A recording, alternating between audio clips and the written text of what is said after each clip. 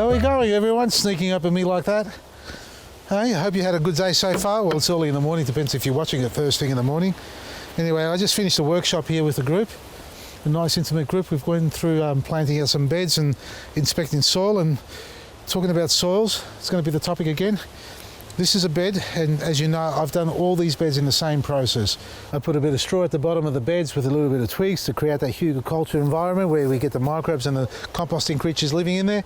We've got some plants here that are just been here too long. We forgot to harvest, so we're going to feed them to the chickens. But what I want to talk about here is the rest of the garden bed here. So on top we've got the compost, we've got our planting mix and our straw. As you can see, we grew lettuce in here, we've got some flowering plants and some self-sown coriander that's come up and a few onions. Now, I was checking this bed out and I was explaining to the group, this is a bed that I have not, I'll move that out of the way, I haven't been irrigating this, watering that is, as often as I have other beds. And the main reason to that is because it's got the insect netting over the top. You know, it's, without me thinking about it, I walk away from it thinking the insect netting is doing a great job protecting it. Whereas these beds here where the parsley's growing and the other bed there with a few leafy greens and capsicums, they've been getting plenty of water. So exactly the same conditions, same treatment, same setup. This is a bed that has far less water given to it compared to the other beds. So let's inspect down below and see what we find. Initially, we should see plenty of life. Look how hard that's gone. And we've got some roots growing in here. It could be from the flowers or the veggies. I'm in the shadow here. Have a look at this. This is our soil below. This is our planting mix, our compost, our cocoa, and some remnants of roots from another plant roots. They are, and there's a worm. We've got some worms in here. They're okay, not as active, very dry, but see how hard it's gone? Let me show you this.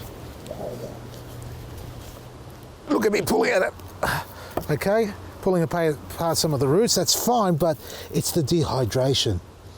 If your soil, this is on borderline now of becoming too dry, what happens then? Well, the life in the soil disappears. It reduces, it becomes less and less. You need to get the moisture down below. Now, you can do it by adding water on top and for long extended hours or minutes, let's say, to try and get a deep watering going on. It would be fine if the soil is good quality soil like we've got here, our planting mix. It will hydrate easily. Remember, I've not watered this for weeks. Maybe not weeks, maybe 2 weeks. I won't say more than that. And that's the truth of it all. But it's still alive. You can see the coriander's copped a bit of a beating from the wind, but it's starting to show a little bit of wear and tear and dehydration, a little bit of wilt. So it's borderline of becoming completely dry. On top, it's moist, but underneath, again, it's dry. And these fibrous roots, I've got to find out where this is coming from. That's annoying. Well, let's compare, leave that for now, and let's compare this to a bed that's getting the water. Same treatment, same everything as far as the initial setup. Difference being, we've added water into this bed and it just goes straight down. Look how soft that is. Right, and now we're going to lift some of it up. Look how it breaks away cleanly. All right, here's a clump that I haven't disturbed yet. Look what I'm seeing here, worms, worms, worms, worms, worms. You've all seen this before. Why? Because I'm hydrating. Look at that colony of worms in there. It's all here, folks. Now, my message to you all at home in your gardens, whether you buy the best stuff for your garden or not, and obviously I recommend that you do buy quality stuff, and you can't get ours, get something else that's nearby you. But when you do buy it and you put it in your garden, it doesn't matter how much you pay for it or how good it is to start with. If you do not keep the hydration up and the deep watering that you need to get down below, that's what will happen. Dehydration. Life will start to break down and you'll find weird roots develop in your garden there, or seeds blowing in from other plants and weeds, that is. Whereas if you keep it hydrated, you saw the life. That was just one little scoop that I took out, at least 20 or 30 worms in there. And it's not just about the worms, it's about the moisture retention and the porosity in the soil. We've got the porosity still, so we can still hydrate that and bring it to life. But if you've got a garden bed with existing soil that's gone hard underneath and you're just layering on top and trying to hydrate that, you're ultimately not going to get down below, deep down below, effectively and efficiently enough unless you dig it. And if you let it dehydrate for too long, well, it's even going to be harder from there on. So get the good stuff in your garden bed and keep the moisture up. What I forgot to say, and you saw me playing with it, is the last part.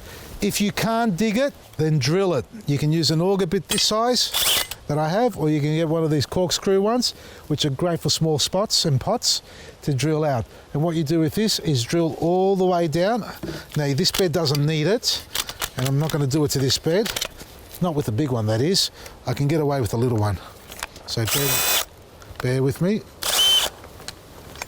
There we are. Drill.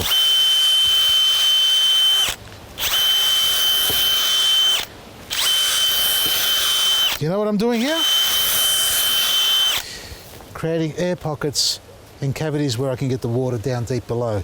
That's what you want to do. And it should stay open. Then you can sprinkle some superfood and black grit in there, cover it over and keep hydrating it. And that way you get the moisture down below without wasting too much time and money. Check out our website, Vasili'sGarden.com. Our spring super sale is on, from 30 to 60% on a huge range of products online at discounted, folks. You can shop online or click and collect, or go to one of our 7 outlets in Victoria or 2 in South Australia for in-store purchases.